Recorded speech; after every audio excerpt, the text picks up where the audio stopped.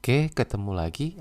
Kali ini kita akan membahas terkait dengan address resolution ya, atau biasanya disebut dengan ARP, Address Resolution Protocol, di mana protokol yang menangani terkait dengan translasi terkait dengan alamat IP dengan alamat MAC address-nya ya. Nanti kita akan bahas lebih detail. Oke, di sini sudah ada, nanti bahasnya adalah MAC dan IP atau MAC address dan IP ya, ditranslasikan terkait dengan tadi ARP. Kemudian kalau di IP versi 6 ada neighbor discovery. Sedikit berbeda ya. Nanti pertemuan selanjutnya kita akan lebih detail lagi.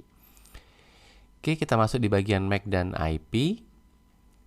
Nah, di sini disebutkan bahwa ada dua alamat addressing ya.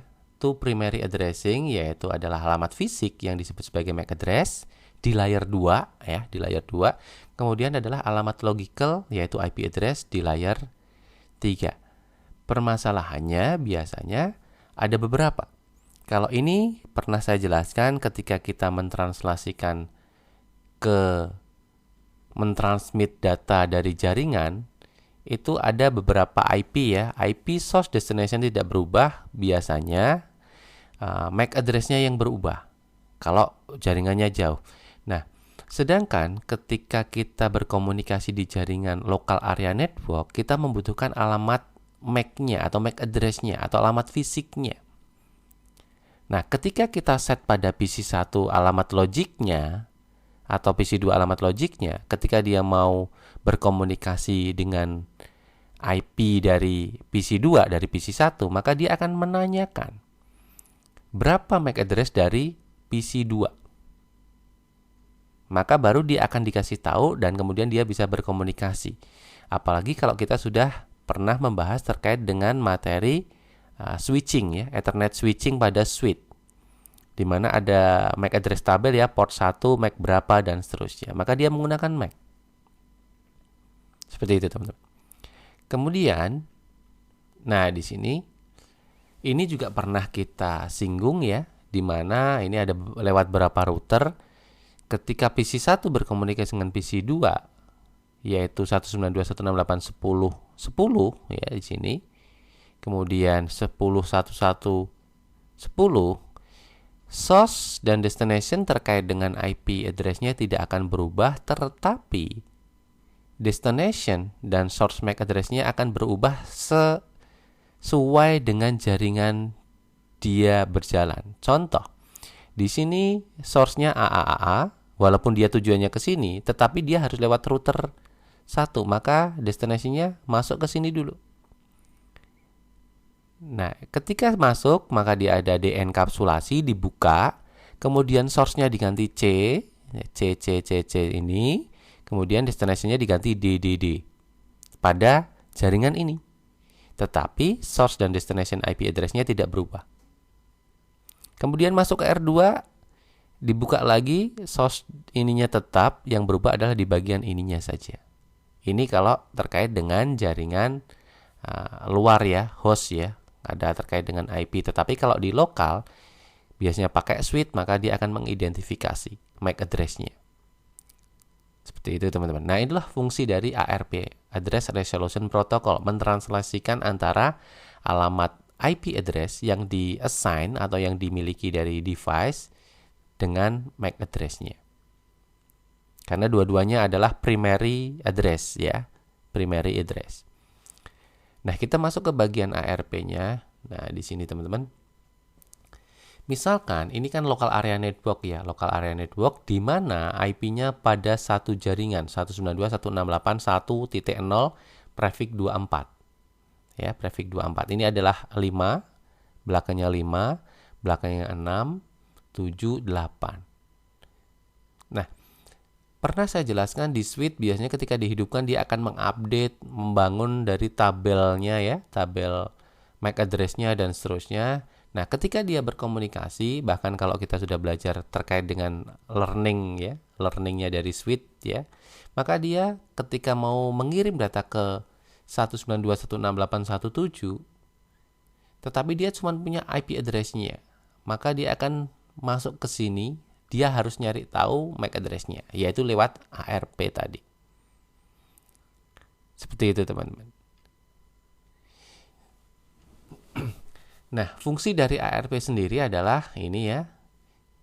Jika paket destination IP address terletak pada jaringan yang sama, ya kan, device akan mencari ARP tabel for destination IP address jika terletak pada jaringan yang sama, local area network.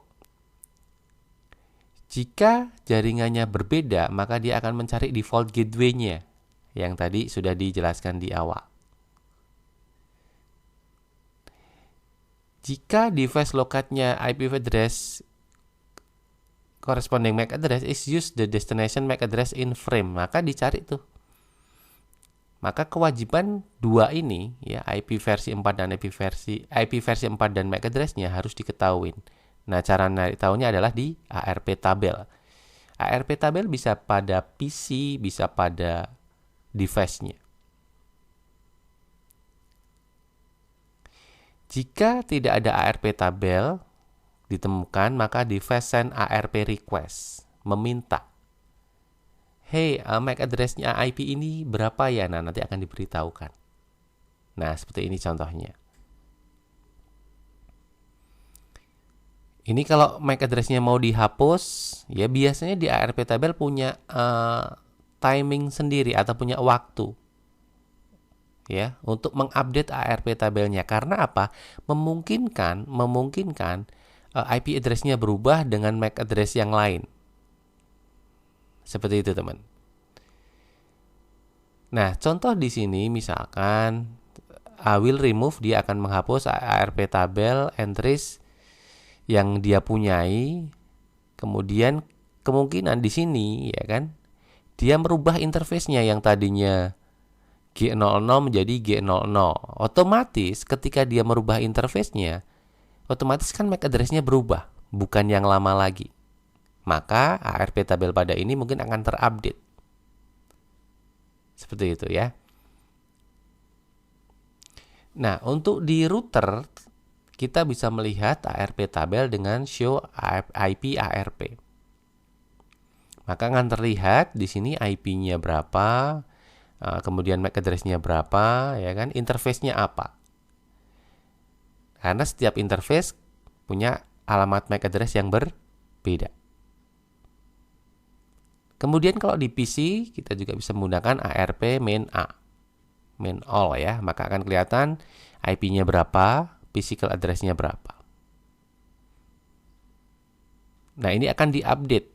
Yang dia kenalin ini, kenapa dia kenal ini? Ini mungkin sebagai default gateway ya, identiknya IP-nya 1, maka diidentikan sebagai default gateway misalkan. Kemudian 101 dan seterusnya. Nah, kenapa ini penting atau isu terkait dengan ARP? Karena tadi ada ARP request ya. Nah, maka ada beberapa kemungkinan threat atau ancaman yang bisa memanfaatkan hal itu. Sebagai contoh di sini ada beberapa ya, ARP broadcasting atau ARP spoofing. Ini biasanya dilakukan oleh orang dalam ya, karena ini kan dalam local area network kalau yang dalam di sini ya. Nah, ini seolah-olah mungkin sebagai default gateway-nya, padahal default gateway-nya adalah yang routernya. Itu bisa terjadi. Maka pernah dijelaskan di pertemuan yang sebelumnya adalah threat atau ancaman atau kejahatan bisa dari eksternal, bisa dari internal. Justru yang eksternal adalah kita yang prediksi, tapi yang internalnya yang kita tidak prediksi. Nah, berbeda dengan IP versi 4 yang tadi, IP versi 6 nanti menggunakan beberapa protokol ya, seperti network discovery, ada network solicitation, ada network advertisement, dan seterusnya. Ini juga digunakan sebagai nanti ketika pembangunan sebuah DHCP pada IP versi 6. Kita akan bahas terkait nanti ini kalau kita sudah masuk di bahasan IP versi 6-nya. Nah, mungkin gambaran mudah terkait dengan IP versi 6, misalkan kalau tadi kan kalau di IP versi 4 ada yang namanya ARP request. Dia merequest, siapa yang tahu MAC address ini siapa? Nanti yang punya MAC address-nya, yang punya IP-nya. Contoh nih, PC 1 yang mau berkomunikasi dengan PC 2, dia taunya IP-nya. Ada yang tahu MAC address dari IP 10.1.1.10 nggak? Maka yang punya misalkan itu IP PC2, oh ini MAC address saya, maka dikasih baru dia bisa berkomunikasi. Karena harus ada frame yang dibangun terkait dengan source dan destination MAC address. Gitu ya. Nah, kalau di IP versi 6 hampir sama, tetapi dia namanya adalah neighbor solicitation message. Nah, hey, whoever has ini IP versi 6-nya, send me your MAC address. Sama. Kemudian neighbor itu tetangga atau device yang mempunyai IP yang dituju, dia memberitahukan, hai, saya ini, kemudian MAC address-nya dikasih tahu.